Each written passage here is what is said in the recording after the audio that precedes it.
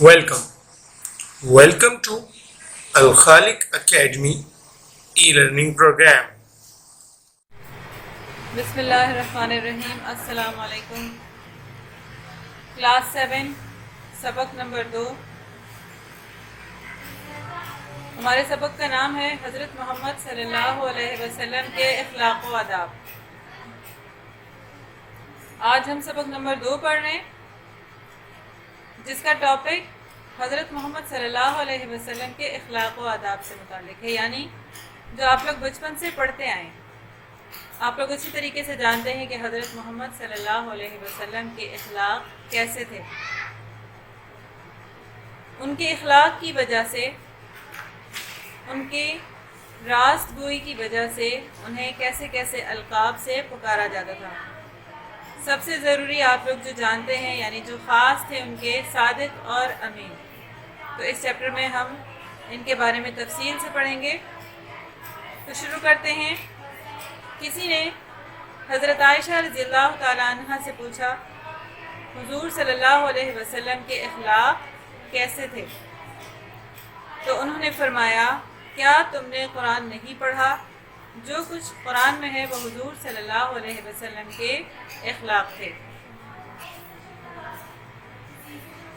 غرض آپ صلی اللہ علیہ وسلم کی ساری زندگی قرآن پاک کی عملی تفسیر تھی، اور یہ بھی آپ صلی اللہ علیہ وسلم کا ایک معجزہ ہے. ٹھیک ہے، خود قرآن پاک نے اس کی شہادت دی ہے کہ بے شک اے محمد صلی اللہ علیہ وسلم آپ حسن اخلاق کے اعلیٰ مرتبے پر ہیں. یعنی قرآن میں اللہ تعالیٰ نے فرما دیا، اللہ تعالیٰ کو آپ کے اخلاق و آداب اس قدر پسند ہے کہ انہوں نے خود قرآن پاک میں فرمایا کہ بے شک آپ حسن اخلاق کے اعلیٰ مرتبے پر ہیں.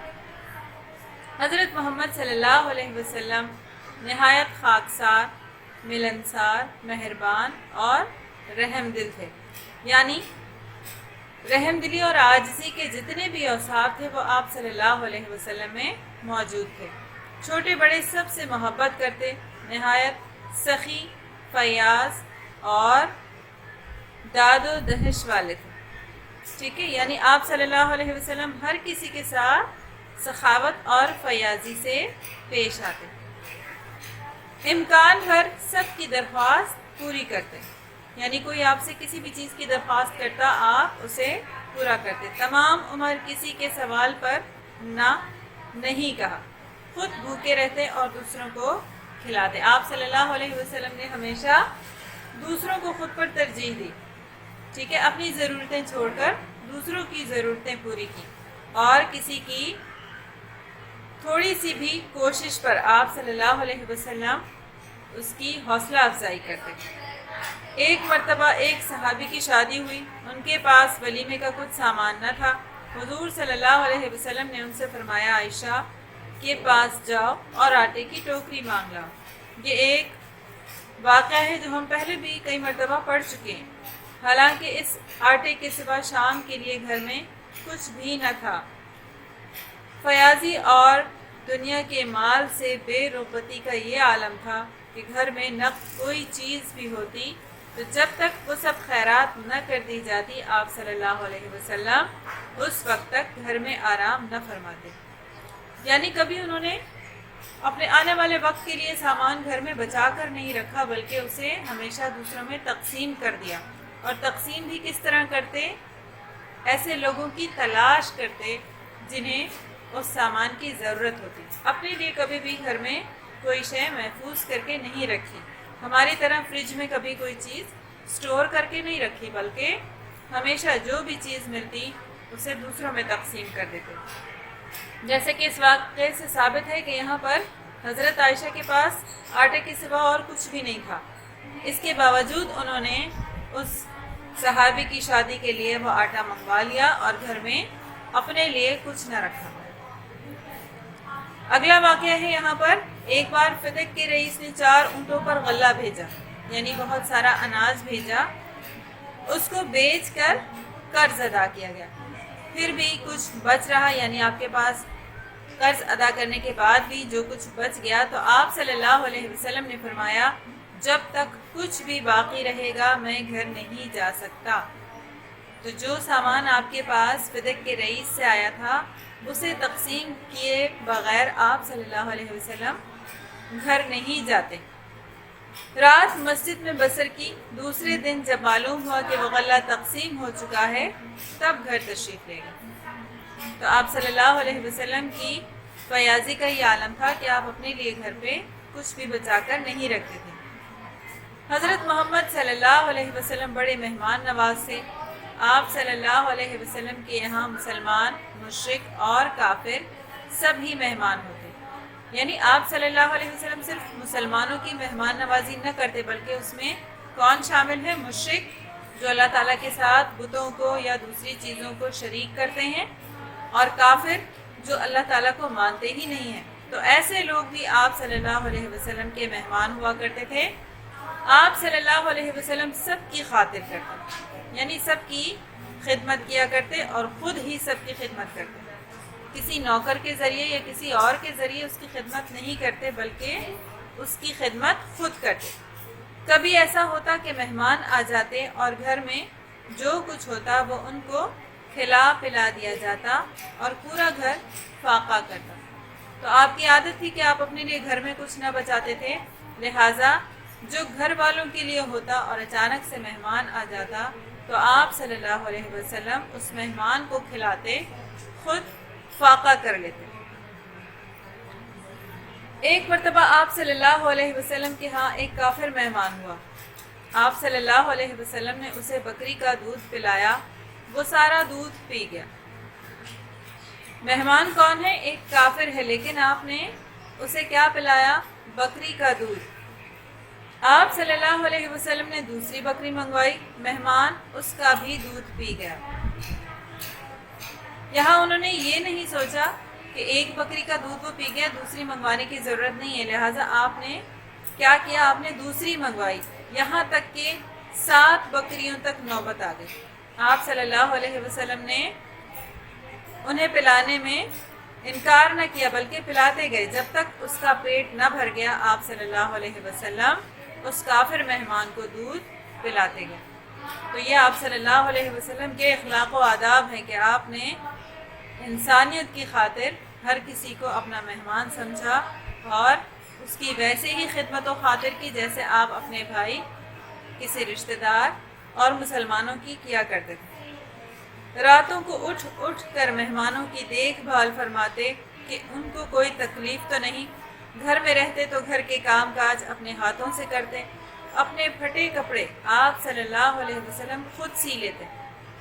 ٹھیک ہے، یہاں پہ ان کے کام کے حوالے سے بھی بتایا جا رہا ہے۔ اپنے پھٹے جوتوں کو خود گانٹھ لیتے، بکریوں کا دودھ اپنے ہاتھوں سے دوہتے، مجمع میں بیٹھتے تو سب کے برابر ہو کر بیٹھتے۔ مسجد نبوی بنانے اور خندق کھودنے میں سب مزدوروں کے ساتھ مل کر آپ صلی اللہ علیہ وسلم نے بھی حصہ لیا۔ اس پیراگراف میں آپ کو مختلف کام کے بارے میں بتایا گیا کہ آپ گھر کے کام کاج بھی کرتے، ٹھیک ہے، اپنے کپڑے خود بناتے، جوتے خود بناتے، بکریوں کا دودھ دونا، ٹھیک ہے، اور لوگوں کے درمیان ایک عام انسان کی طرح بیٹھنا۔ حالانکہ آپ صلی اللہ علیہ وسلم کا مقام بہت بلند ہے، آپ کا مرتبہ تمام انسانوں سے بلند ہے، لیکن آپ صلی اللہ علیہ وسلم سب کے درمیان ایک عام انسان کی طرح اور سب کے برابر ہو کر بیٹھتے ہیں۔ یہاں تک کہ آپ نے مزدوری بھی کی، یعنی مسجد نبوی کی تعمیر میں بھی آپ صلی اللہ علیہ وسلم نے حصہ لیا۔ حضرت محمد صلی اللہ علیہ وسلم یتیموں سے محبت رکھتے، جن کے والدین نہیں ہوتے وہ یتیم کہلاتے ہیں، ٹھیک ہے۔ تو یہاں پر ان کے بارے میں بتایا گیا ہے کہ آپ ان سے بھی محبت رکھتے اور ان کے ساتھ بھلائی کی تاکید کرتے، یعنی دوسروں کو بھی آپ یہی فرماتے کہ آپ یتیموں کے ساتھ نرمی سے پیش آئیں۔ مسلمانوں کا سب سے اچھا گھر وہ ہے جس میں کسی یتیم بچے کے ساتھ بھلائی کی جا رہی ہو، اور سب سے برا گھر وہ ہے جس میں کسی یتیم کے ساتھ برائی کی جا رہی ہے۔ یہ آپ صلی اللہ علیہ وسلم نے یتیموں کے متعلق ہمیں ایک خوبصورت بات بتائی ہے کہ آپ اگر کسی یتیم کے ساتھ بھلائی کرتے ہیں تو یعنی آپ اللہ تعالیٰ کے اچھے بندوں میں شمار ہوں گے، لیکن اگر آپ کسی یتیم کے ساتھ برائی کرتے ہیں تو وہ پورا گھر برائی میں شامل ہے۔ حضرت فاطمہ رضی اللہ تعالیٰ عنہ نے خاتمہ کے لیے درخواست کی تو فرمایا کہ اے فاطمہ، صفا کے غریبوں کا اب تک کوئی انتظام نہیں ہوا ہے، تمہاری درخواست کیسے قبول کروں؟ حضرت فاطمہ جو آپ صلی اللہ علیہ وسلم کی سب سے لاڈلی بیٹی تھیں، تو آپ نے ان غریبوں کا خیال کیا جو اس وقت آپ کے پاس موجود تھے، ٹھیک ہے۔ تو آپ صلی اللہ علیہ وسلم نے حضرت فاطمہ سے کہا کہ آپ کو اس وقت تک خاتمہ نہیں دی جا سکتی جب تک ان غریبوں کے لیے کوئی انتظام نہیں ہو جاتا۔ غریبوں کے ساتھ آپ صلی اللہ علیہ وسلم کا برتاؤ اس قدر بہترین تھا کہ ان کو اپنی غریبی محسوس نہ ہوتی، حاجت مندوں کی مدد فرماتے اور ان کی دلجوئی کرتے۔ آپ صلی اللہ علیہ وسلم مظلوموں کی فریاد سنتے اور انصاف کے ساتھ ان کا حق دلاتے، کمزوروں پر رحم کھاتے، بے کسوں کا سہارا بنتے، مقروضوں کا قرض ادا کرتے۔ حکم تھا کہ جو مسلمان مر جائے اور اپنے ذمے قرض چھوڑ جائے تو مجھے اطلاع دو، میں اس کو ادا کروں گا۔ جو ترکہ چھوڑ جائے یعنی اس کی جائیداد میں سے جو کچھ رہ جاتا ہے وہ وارثوں کو حق ہے، مجھے اس سے کوئی مطلب نہیں۔ یعنی آپ صلی اللہ علیہ وسلم اتنے مہربان تھے کہ اگر کوئی وفات پا جائے کوئی مسلمان اور اس پر کسی کا کوئی قرض ہے تو آپ صلی اللہ علیہ وسلم نے فرمایا کہ وہ میرے ذمے ہے، مجھے اطلاع دی جائے، اس قرض کو میں ادا کروں گا۔ لیکن اگر اس کا ترکہ رہ جاتا ہے یعنی اس کی جائیداد، اس کا مال، اس کی دولت اگر رہتی ہے تو وہ اس کے وارثوں کا حق ہے۔ وارثوں یعنی اس کی اولاد ہے، ٹھیک ہے، یا اس کے بھائی ہیں، تو وہ ان کا حق ہے، مجھے اس سے کوئی مطلب نہیں۔ آپ صلی اللہ علیہ وسلم بیماروں کو تسلی دیتے، ان کو دیکھنے جاتے، ہمسایوں کی خبر گیری کرتے، انہیں تحفے بھیجتے، ٹھیک ہے، بیماروں کو تسلی دیتے تاکہ وہ اپنی بیماری پر صبر کریں، ان کو دیکھنے جاتے اور اپنے پڑوسیوں کی خبر گیری کرتے، ان کے مسائل بھی پوچھتے، اس کے علاوہ انہیں تحفے بھی بھیجتے، بچوں سے بڑی محبت فرماتے، ان کو چومتے اور پیار کرتے۔ تو یہ تمام آپ نے ان کے متعلق پڑھا، یہ ان کے اخلاق ہیں کہ آپ صلی اللہ علیہ وسلم اپنے چھوٹے بڑے ہر انسان سے کس طریقے سے پیش آتے تھے۔ مزید آپ کو بتایا جا رہا ہے اس میں عورتوں پر احسان فرمایا، یعنی آپ صلی اللہ علیہ وسلم نے عورتوں پر بھی احسان فرمایا، ان کے حقوق مقرر فرمائے۔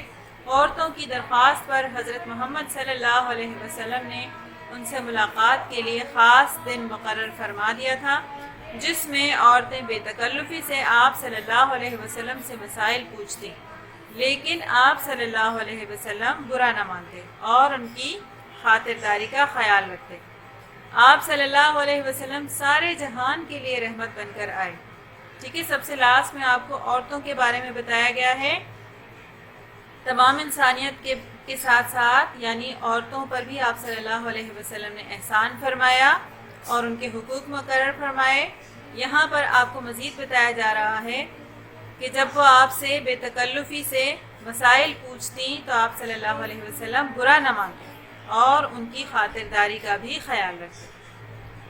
اسی طرح آپ سارے جہان کے لیے رحمت بن کر آئے ہیں، اس لیے کسی کے ساتھ زیادتی اور ناانصافی آپ صلی اللہ علیہ وسلم کو گوارا نہ تھی، چاہے وہ چھوٹا ہے یا بڑا ہے، امیر ہے یا غریب ہے، تو آپ کسی کے ساتھ بھی زیادتی اور ناانصافی نہ کرتے، یہاں تک کہ جانوروں سے بھی نرمی کے سلوک کا حکم دیا۔ ایک بار ایک شخص نے ایک چڑیا کا انڈا اٹھا لیا، چڑیا بے قرار ہو کر پر مار رہی تھی۔ آپ صلی اللہ علیہ وسلم نے پوچھا، کس نے اس چڑیا کا انڈا اٹھایا ہے اور اس کو دکھ پہنچایا ہے؟ اس شخص نے کہا، یا رسول اللہ، میں نے کیا ہے۔ تو آپ صلی اللہ علیہ وسلم نے فرمایا، وہیں رکھ دو، یعنی آپ نے ہر چھوٹے بڑے کا خیال رکھتے ہوئے جانوروں کا اور پرندوں کا بھی خیال رکھا، آپ نے انہیں بھی دکھ پہنچانے سے، تکلیف پہنچانے سے منع کیا۔ آپ صلی اللہ علیہ وسلم لین دین کے معاملات میں بہت صاف تھے، جو وعدہ کرتے اسے پورا کرتے۔ آپ صلی اللہ علیہ وسلم کی بہادری بے مثال تھی، مزاج میں بے حد سادگی تھی، کھانے پینے، پہننے اوڑھنے، اٹھنے بیٹھنے کسی چیز میں تکلف پسند نہ تھا۔ جو مل جاتا کھا لیتے، پہننے کے لیے موٹا جھوٹا جو مل جاتا اسے پہن لیتے، زمین پر، چٹائی پر، فرش پر، جہاں جگہ ملتی بیٹھ جاتے۔ یعنی آپ نے کبھی اپنے لیے کوئی خاص مقام پسند نہیں فرمایا، جہاں جگہ ملتی، جیسی جگہ ملتی آپ وہاں بیٹھ جاتے۔ تو یہ پورا چیپٹر ہم نے پڑھا، صفحہ نمبر 8 سے لے کر صفحہ نمبر 10 تک آپ کا یہ چیپٹر ختم ہوا۔ آپ نے خود سے اسے ریڈ کرنا ہے اور اچھی طریقے سے اسے سمجھنا ہے۔ یہ سبق کس نے تحریر کیا ہے؟ سب سے آخر میں آپ کو ان کا نام دیا گیا ہے، سید سلیمان ندوی، جو اس چیپٹر کے مصنف ہیں۔ ٹھیک ہے، اس کے بعد ہے اس چیپٹر کی ایکٹیویٹی۔ آپ نے یہ بھی یعنی صفحہ نمبر 12 تک آپ نے یہ تمام ایکٹیویٹیز جو ہیں سالو کرنی ہے اور سمجھنی ہیں۔ آپ کو اس میں جو سوالات دیے گئے ہیں وہ تمام آپ نے حل کرنے ہیں۔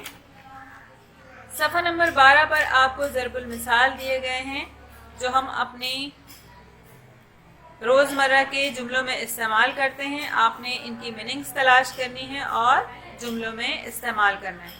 ٹھیک ہے، اسی طرح سے آپ کو یہاں پر خالی جگہ دی گئی ہیں جس میں آپ کو الفاظ دیے گئے ہیں، آپ نے ان کی متضاد یعنی الٹ لکھنی ہے اور اسے مکمل کرنا ہے۔ سب سے آخری سوال ہے، درج ذیل الفاظ کی ضد تحریر کیجیے اور ان ازداد کو عبارت میں استعمال کیجیے۔ عبارت یعنی آپ نے اس کی جو ضد بنانی ہے اسے جملے میں استعمال کرنا ہے۔ جیسے آپ کے پاس یہ الفاظ لکھے ہوئے، باریک کی ضد کیا ہوگی؟ موٹا، تو آپ نے اسے جملے میں استعمال کرنا ہے۔ ٹھیک ہے، یہاں تک ہمارا یہ چیپٹر کمپلیٹ ہوا۔ آتے ہیں اس کی ایکٹیویٹی کی طرف جو کہ آپ کے پاس سالو ہے۔ مندرجہ ذیل الفاظ کے معنی تحریر کیجیے۔ ٹھیک ہے، سب سے پہلے آپ نے سبق نمبر 2 کا ٹائٹل بنانا ہے، سبق کا نام لکھنا ہے۔ ٹھیک ہے، 1 پیج آپ نے رائٹنگ کرنی ہے، اس کے بعد آپ نے الفاظ معنی تحریر کرنے ہیں۔ ٹھیک ہے، آپ کے پاس ہیں 6 سوالات، ہیڈنگز کے ساتھ آپ نے یہ تمام سوالات حل کرنے ہیں۔ انتخابی سوالات ہمیشہ کی طرح آپشن آپ نے اس کے نیچے والی لائن میں لکھنے ہیں، صحیح غلط، اور اس کے بعد آپ کو دیا ہوا ہے مصنف کا تعارف۔ ٹھیک ہے، مصنف کا تعارف بھی آپ نے تحریر کرنا ہے، یہ بھی امپورٹنٹ ہے۔ بک ایکٹیویٹیز بھی آپ کو اس پیپر میں دی گئی ہیں، یعنی ضرب المثال، اس کے بعد الفاظ کی متضاد آپ نے خالی جگہ میں لکھنی ہے، اور سب سے لاسٹ کویسچن کہ آپ نے اس کی جو ضد ہے، جو متضاد ہیں، انہیں آپ نے جملوں میں استعمال کرنا ہے۔ ٹھیک ہے، گرامر ورک بھی دیا گیا ہے، اس میں آپ کو ایک عدد مضمون دیا گیا ہے۔ مضمون کس کے بارے میں ہے؟ ڈاکٹر ادیب الحسن رضوی، ان کے متعلق پورا چیپٹر آپ کی بک میں موجود ہے، آپ چاہیں تو وہ چیپٹر ریڈ کر لیں۔ ٹھیک ہے، پھر اس کے بعد آپ نے یہ پورا ایسے تحریر کرنا ہے۔ یقیناً آپ کو چیپٹر نمبر 2 اچھی طریقے سے سمجھ میں آیا ہوگا اور آپ نے اس کی ایکٹیویٹی بھی سمجھ لی، تو کام صفائی سے تحریر کرنا ہے اور جلد از جلد مکمل کر کے چیک کروائیں۔ ٹھیک ہے، اللہ حافظ۔